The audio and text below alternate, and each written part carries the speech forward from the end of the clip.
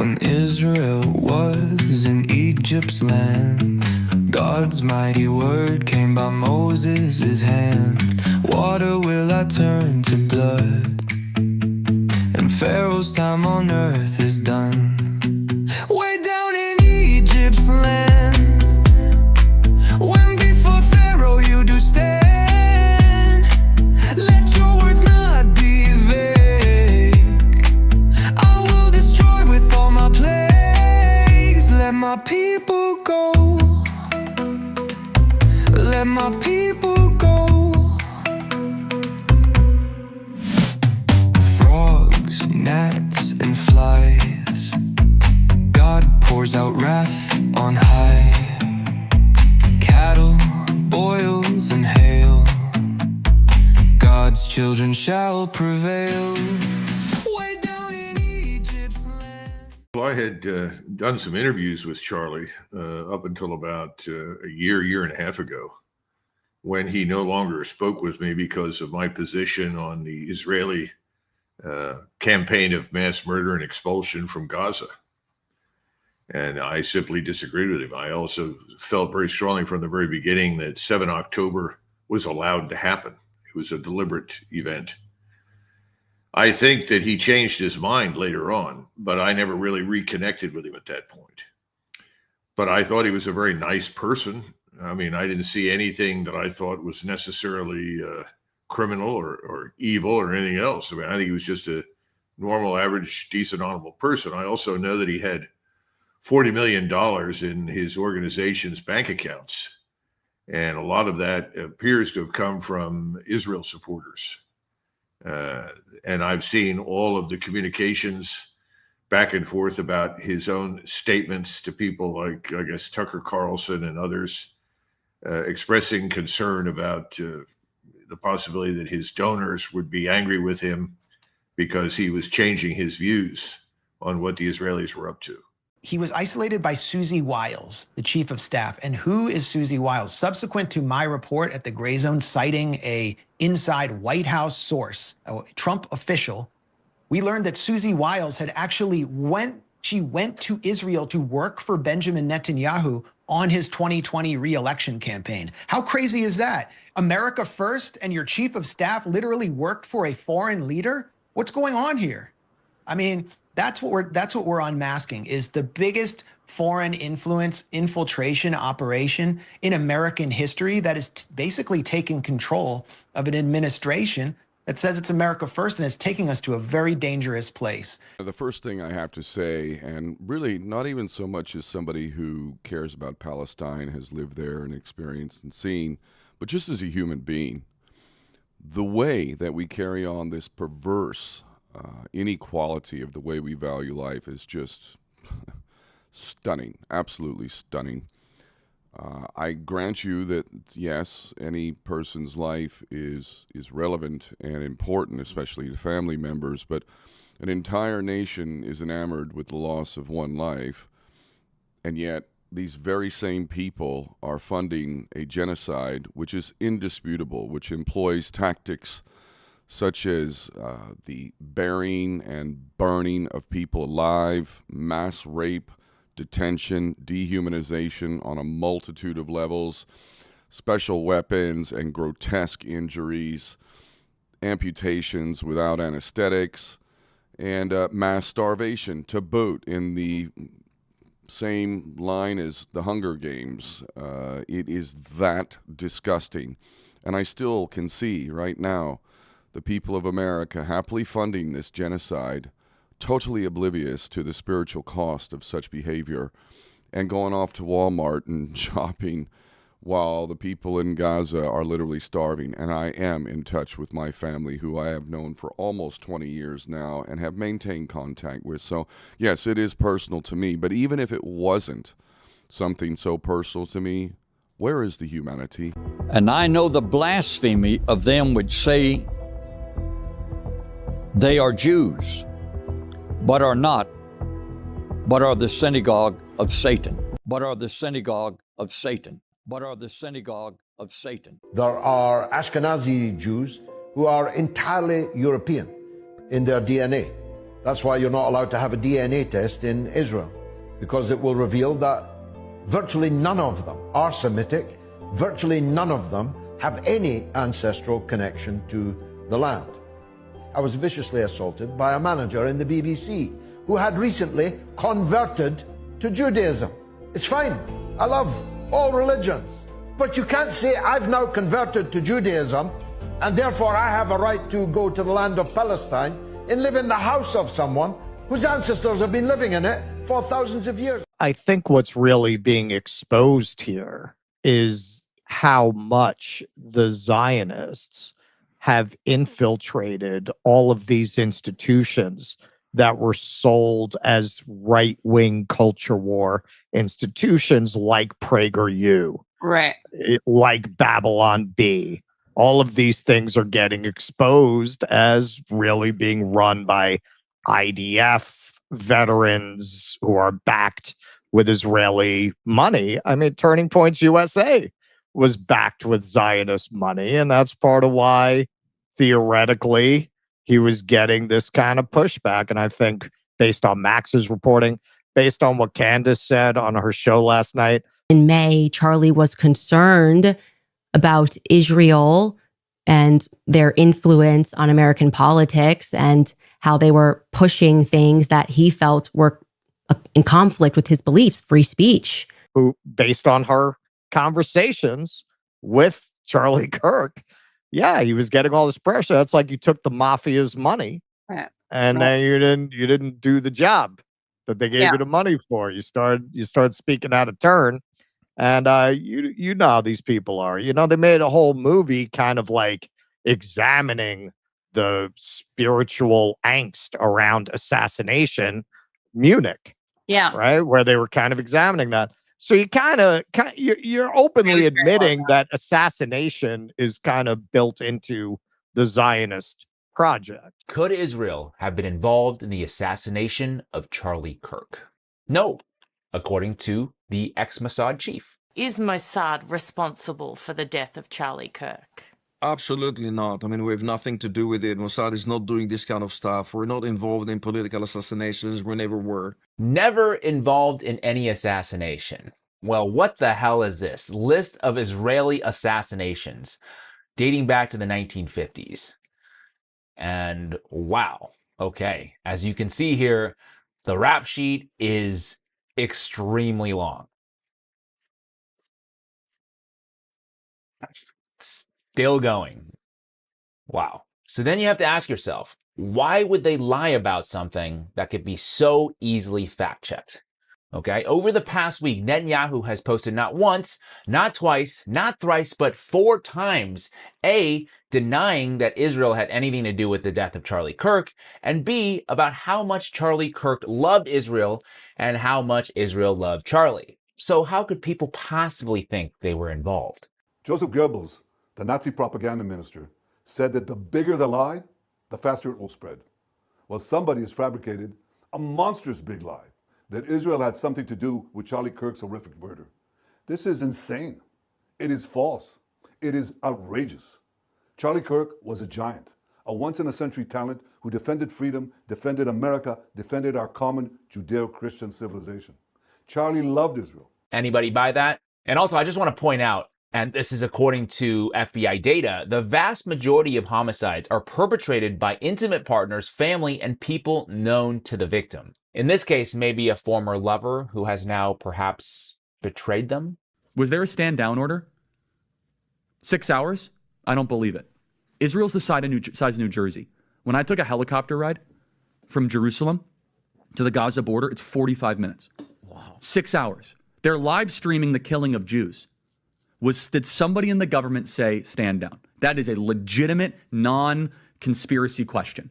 Epstein, with his little friend Ghislaine and Ghislaine's father, Robert Maxwell, who is obviously a spy of the Israeli intelligence agencies. Charlie, we've pushed back against the media on COVID, on lockdowns, on Ukraine, on the border. So maybe we should also ask a question. Is the media totally presenting the truth when it comes to Israel? Just a question, that maybe we shouldn't believe everything the media says, because I know I've been conditioned to ask a lot more critical questions over the last couple of years. So, Ben, in your opinion, what would a good outcome 5 years from now be, and how does one respond to the claims of ethnic cleansing? The way you are treating me is so repulsive. I have text messages, Megan, calling me an anti-Semite. It's been so unfair. They were coming after you after Turning Point for, among other things, that you had Dave Smith there. Dave Smith is allowed to criticize Israel. You had both sides. The Israeli side was overrepresented. Though. No, you're not allowed to. It's even worse than that. I have less ability sometimes online to criticize the Israeli government without backlash than actual Israelis do. And that's really, really weird, isn't it, Megan? It is important to know that modern rabbinical Judaism is not the same religion of the Hebrew Israelites found in the Old Testament. Most Christians think that Judaism is merely the practice of the Old Testament Mosaic law. But the truth is that it's a completely unrecognizable religion, with many added rabbinical texts to their canon that they call the Torah.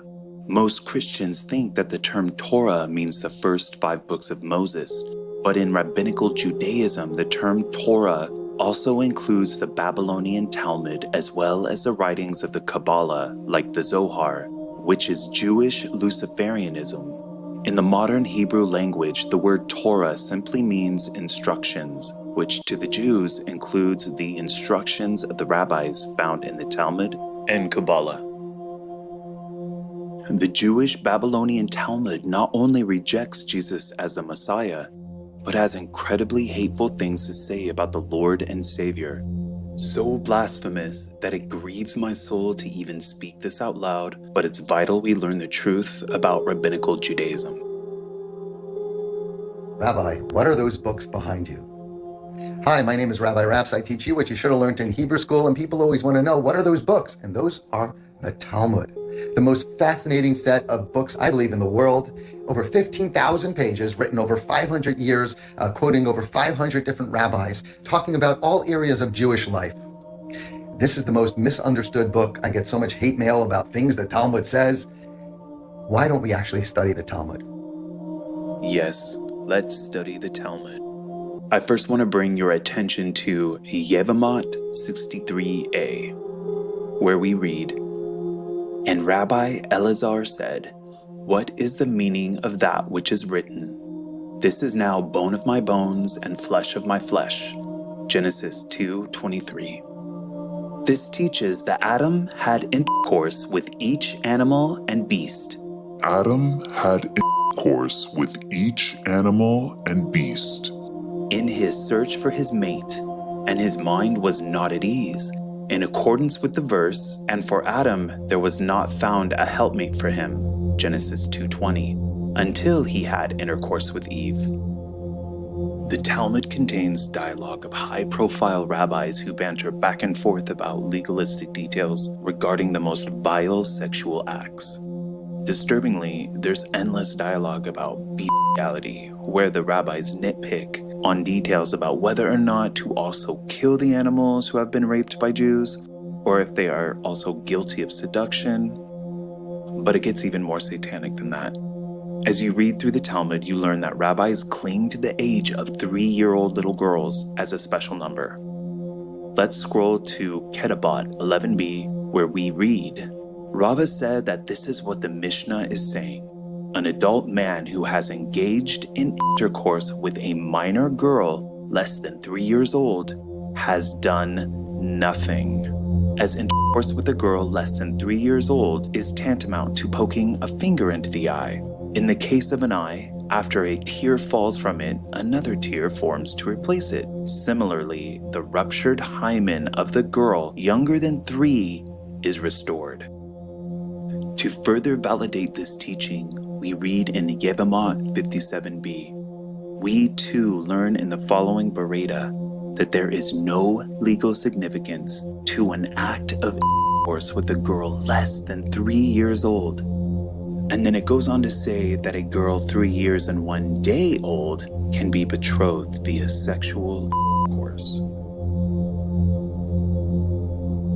As we read through these vile and satanic scriptures of the so-called Jewish Torah, I can't help but think of false teacher Paula White, President Trump's faith advisor, as she was quoted in the Jerusalem Post saying, "Christians must learn from Jews, not convert them."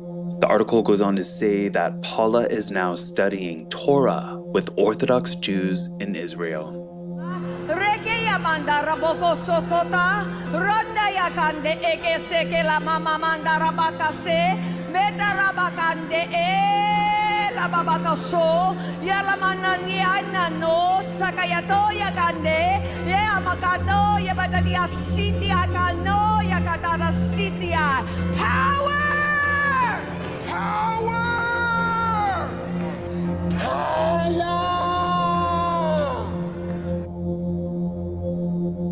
The Jewish Talmud also teaches in Gittin 57a verses 3 through 4 that a sorcerer named Onkelos raised Jesus Christ from the dead using witchcraft.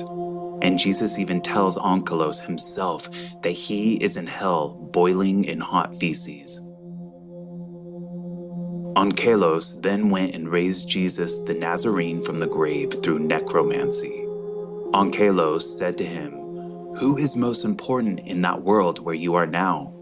Jesus said to him, "The Jewish people." Onkelos asked him, "Should I then attach myself to them in this world?" Jesus said to him, "Their welfare you shall seek, their misfortune you shall not seek. For anyone who touches them is regarded as if he were touching the apple of his eye." Onkelos said to him, "What is the punishment of that man?" A euphemism for Jesus himself. "In the next world." Jesus said to him, "He is punished with boiling excrement." As a master said, anyone who mocks the words of the sages will be sentenced to boiling excrement. And this was his sin, as he mocked the words of the sages.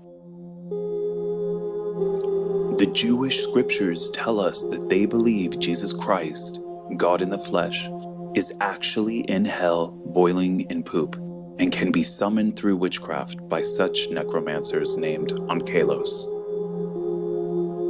I'm just trying to think of what other religion speaks so demonically about Christ Jesus. Not even the official satanic Bible mentions Jesus by name, let alone says he is in hell boiling in feces.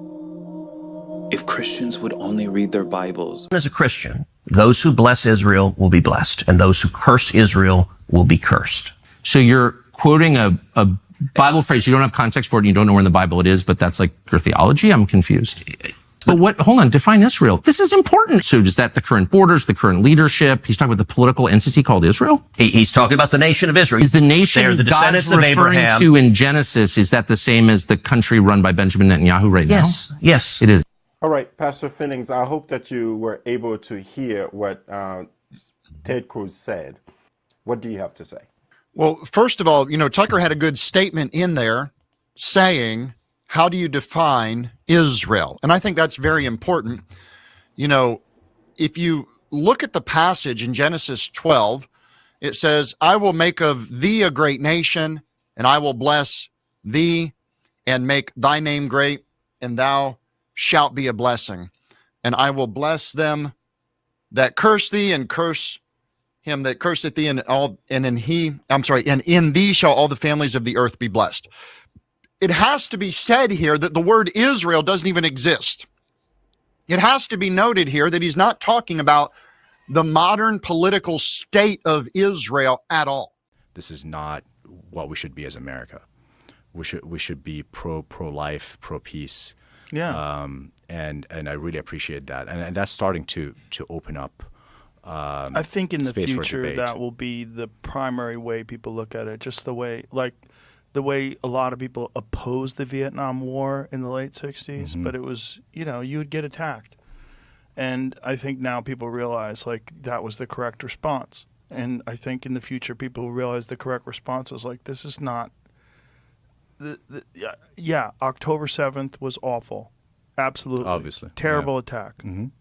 But also, what they've done to Gaza is insane. It's insane. And if you can't see that, if you can't say that, and your response is, Israel has the right to defend itself. Like, what are you talking about? Against what? Children? Right. Against women and children that are getting blown apart? Against aid workers that are getting killed? Yeah. Like, what are you talking about? Like, we can't have a rational conversation if you're not willing to address that. The way in which every demographic has turned against Israel over the in Gaza, except essentially boomer Republicans who are still as strong as they've ever been in supporting them. But Israel it's really in many ways like the third rail of American politics. Like, this is the thing you are not allowed to talk about. This is the thing that would get you fired from CNN, would get you kicked out of DC, would get your career ruined. Pat Buchanan made a joke once on the McLaughlin Group, like years ago, like decades ago. He made a joke once where he said something about, he said Congress is Israel-occupied territory or something like that. And he, for the rest of his career, this was the scandal. Hit pieces were written about this. Now, the young people are totally outside of that ecosystem, and they're just hearing from different people, and they're like, no, I'm not buying it. And it's, I think it's a mix of a few things. Like, I think it's just that, we have the technology. It's in 4K. You can see what Israel's doing to Gaza. It is so evil that it's damn near impossible to find a way. I mean, some people do, but it is really difficult to find a way to be like, I'm actually okay with that. There is one country in the world that is standing in the way of peace and preventing the war in Gaza from ending, and that is the United States. The USA has repeatedly vetoed resolutions in the United Nations Security Council that call for peace and a ceasefire in Gaza. The latest example was on the 18th of September, when 14 of the 15 members of the Security Council voted for a resolution that called for an immediate, unconditional, and permanent ceasefire, including the unconditional release of all hostages. 14 of the 15 members supported this resolution. The United States was the only country that opposed the resolution, and the U.S. had veto power, so it killed the resolution. This was the 6th time in less than 2 years that the U.S. used its veto power to prevent peace in Gaza. And I have to emphasize, this is not just the Donald Trump administration. The previous Joe Biden administration also vetoed 4 UN Security Council resolutions to continue the war in Gaza. And in less than 1 year, the Trump administration has vetoed another 2. And this is just since October 2023, in slightly under 2 years, 6 vetoes. By the way, China was one of the countries that was loudly calling for peace in Gaza, and China voted in support of this resolution. And China's ambassador to the UN criticized the U.S. veto. He said, quote, "China is deeply disappointed by the result of today's vote. The conflict in Gaza has been dragging on for nearly 2 years, causing an unprecedented humanitarian catastrophe. Time and again, the Security Council has attempted to take actions only to be forcefully blocked by the United States. How many more innocent lives must be lost before a ceasefire can be achieved in Gaza?" And Charlie would have loved this, not just because he loved large groups of people, but because ultimately he was a Christian evangelist. And it actually reminds me of my favorite story ever. So it's about 2,000 years ago in Jerusalem, and Jesus shows up and he starts talking about the people in power, and he starts doing the worst thing that you can do, which is telling the truth about people, and they hate it, and they just go bonkers. They hate it, and they become obsessed with making him stop. This guy's got to stop talking. We've got to shut this guy up. And I can just sort of picture the scene in a lamplit room with a bunch of guys sitting around eating hummus, thinking about, what do we do about this guy telling the truth about us? We must make him stop talking. And there's always one guy with the bright idea, and I can just hear him say, I've got an idea, why don't we just kill him? That'll shut him up. That'll fix the problem. If you go back 50, 75, 100 years ago, you're going to find out that Baptists were not Zionist. In fact, most of them were not dispensationalist, nor were they Calvinist. It seems today that there's this great divide in the independent Baptist community where many are moving toward Reformed Catholicism, or what's commonly called Calvinism. No grandma's ever going to sit down and read the Bible and come away with Calvinism or dispensationalism. Now, dispensationalism has brought the poison of political Zionism into the church. Jesus said, "Blessed be the peacemakers," and he meant it, and that's what we're to be known as peacemakers. In fact, he said, "By this shall all men know that you're my disciples, if you have love one to another." Now, 50 years ago, the independent Baptists were not Zionistic. Many of them were still not even dispensational. But we live in a day where Baptist pastors are calling for the bombing of Iran and every Muslim. And listen, that's not how Jesus spread the gospel. It was not at gunpoint, knife point, sword point, nor was it by a bomb. And it's blasphemy and heresy to say that we need to bomb them, and that is the spirit of fear. And I'm telling you, Bible believers have not been given the spirit of fear, but of power and of love and of a sound mind. Left and right, we're paying attention. And we're looking up at who rules over us, and it's not a pretty picture. And it's not a pretty picture. And it's not a pretty picture.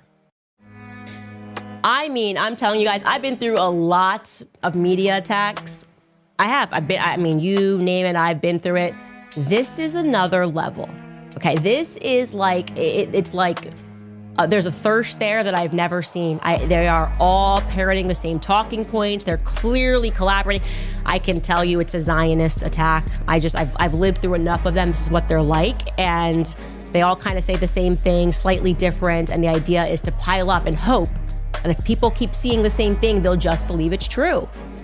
And of course, Bibi Netanyahu, defending Bibi Netanyahu seems to be at the center of it all. That Zionists control a lot of publications in America. That is just a reality. We can even go through that.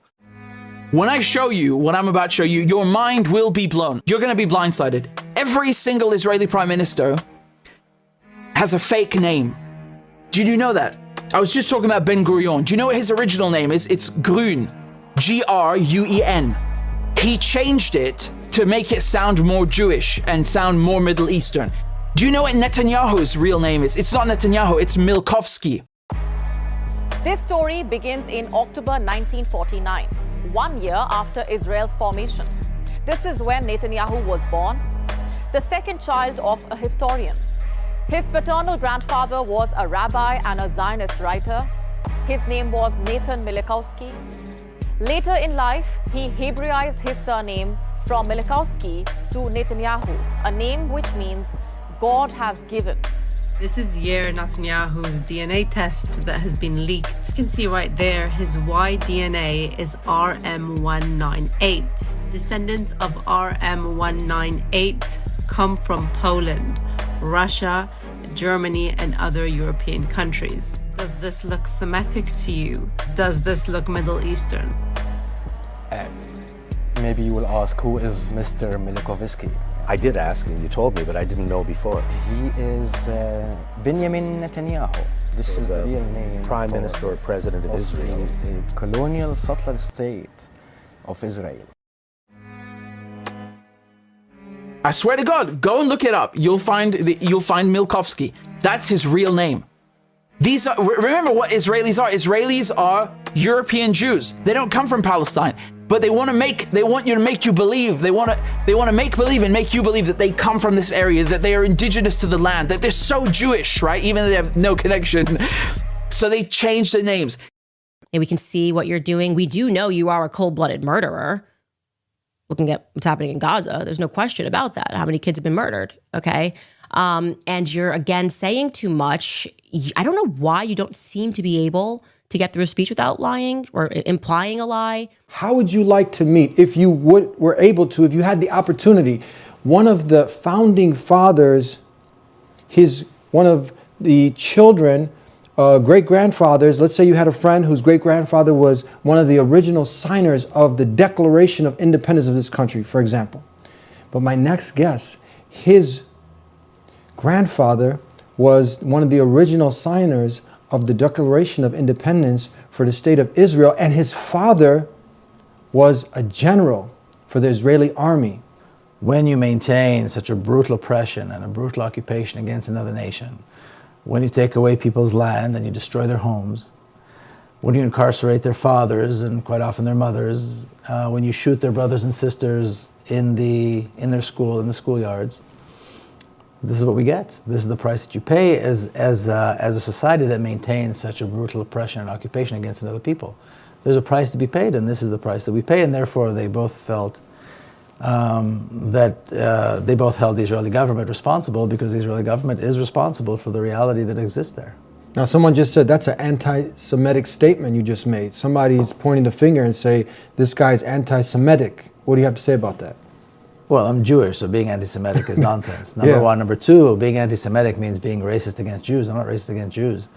But I am critical of the state of Israel. I'm critical of Zionism, which has really nothing to do with Jews, although they claim to. So there's nothing anti-Semitic about criticizing Israel. In fact, most Jews don't even live there.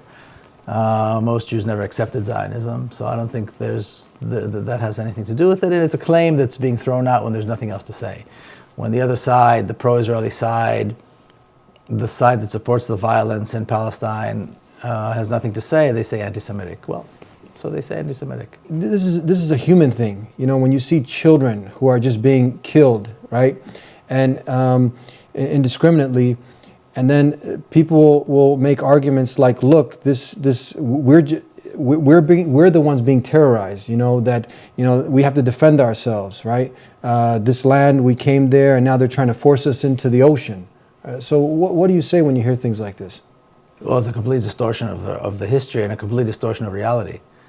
The only reason there is a Palestinian resistance is because the Palestinians were thrown out of their land, Palestine was occupied, and Palestinians live under a brutal regime, which is very similar to the apartheid regime that used to exist in South Africa. Therefore, there is resistance. If that didn't exist, if there was no occupation of Palestine, if Israel did not violently kill and oppress Palestinians, there would be no Palestinian resistance. So you can't blame the victim for resisting. You have to look at what started the conflict. You have to look at the oppressor. You have to look at the stronger power, and the responsibility lies in their hand. I just had a rabbi give me an analogy. He said, look, imagine you left your home and then someone came and occupied it, and then you try to get it back, and then they went to the judge. Have you heard some of these analogies? Maybe you can. Yeah, that's assuming that that's taking it into a place which I don't usually go. That's making the assumption that today's Jews are really the descendants of the ancient Hebrews that used to live in that part of the world some 3,000 years ago. That's a bit of a stretch for me. And even if it was true, I don't think it. I agree with him. It doesn't justify. I did not live there 3,000 years ago. My grandparents immigrated from Ukraine. Their parents, their grandparents didn't live there. And I don't know any Jew that can trace his or her ancestors back to the ancient Hebrews. So that's a lot of myth there. The Zionist movement was a colonialist movement. It was brutally oppressive. And that is why we have a problem, and that is why there's no peace in Palestine.